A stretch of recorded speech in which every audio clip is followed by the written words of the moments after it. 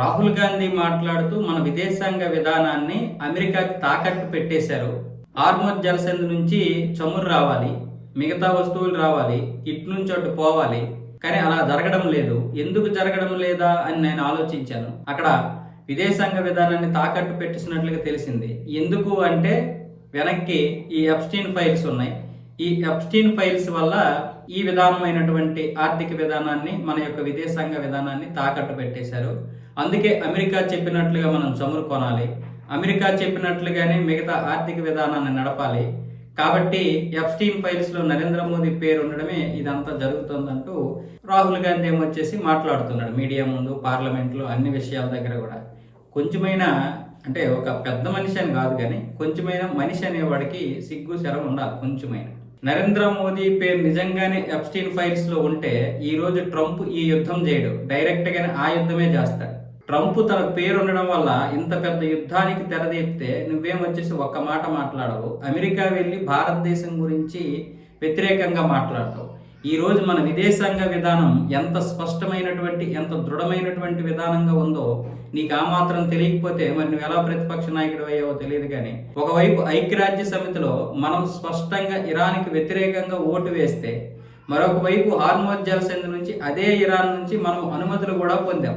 మన యొక్క నౌకలు కూడా వచ్చాయి. మొన్న ఒక నౌక వచ్చింది మధ్యాహ్నం 1 గంటకి ముంబై పోర్టుకి. ఆ రోజు సాయంత్రమే అది అన్లోడ్ అవ్వడం మొదలుపెట్టింది. నిన్న ఉదయానికి అది పూర్తి చేసింది. నిన్న మళ్ళీ 2 నౌకలు వచ్చాయి, హార్మోజ్ జలసంధి నుంచి దాటే. అవి ఇప్పుడు వస్తున్నాయి. ఈ విషయాలు నీకు తెలుసు, కానీ చెబితే ఎక్కడ బీజేపీకి మంచి పేరు వస్తుందో అని మాట మాటికి ఇవే విషయాలు చెప్తున్నావు. నువ్వు చెప్పినటువంటి వాడివి మంచిగానే చెప్పావు, తప్పేం లేదు. అధికార పక్షం అంటే పడదు, ఎందుకంటే మీరు ప్రతిపక్షం కాబట్టి.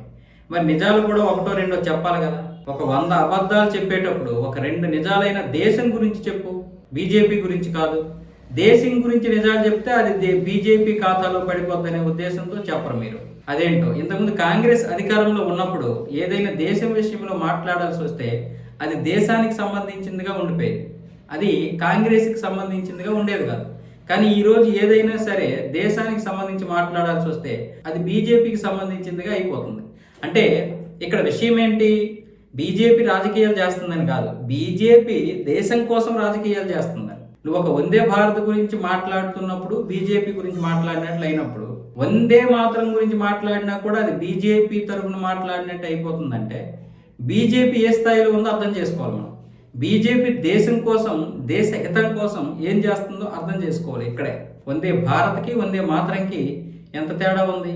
కానీ ఈ 2 విషయాల గురించి మాట్లాడితే బీజేపీ గురించి మాట్లాడినట్లుగానే ఫీల్ అవ్వాల్సి వస్తుంది ప్రజలు. అంటే మరి ఇంక అర్థం ఏంటి? అక్కడ బీజేపీ దేశ ప్రజల కోసం అంత ప్రయత్నాలు చేస్తుంది.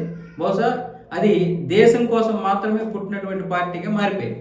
మీరు ఆ యొక్క విధానాన్ని తీసుకురాలేకపోయారు. మీరు హిందూ వ్యతిరేకి, సనాతన వ్యతిరేకి, దేశ వ్యతిరేకి.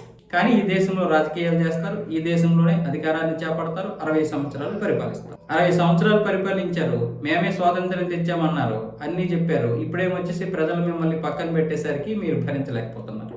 అందుకే బీజేపీని ఎలాగో మనం వ్యతిరేకించలేము, ఎదుర్కోలేము. కాబట్టి ఇప్పుడు ఎప్స్టీన్ ఫైల్స్ని మధ్యలోకి తీసుకొచ్చి మోదీకి అంటగట్టేస్తే ప్రజలందరూ కూడా నమ్ముతారనే ఉద్దేశంతో మీ యొక్క వ్యాఖ్యలు చేస్తారు. వాస్తవానికి మీ పార్టీ వాళ్ళు చాలామంది ఈ విషయంలో నమ్ముతూనే ఉన్నారు. అది వాళ్ళకి అబద్ధమని తెలిసినా నమ్మాల్సినటువంటి గత్యంతరం పట్టింది.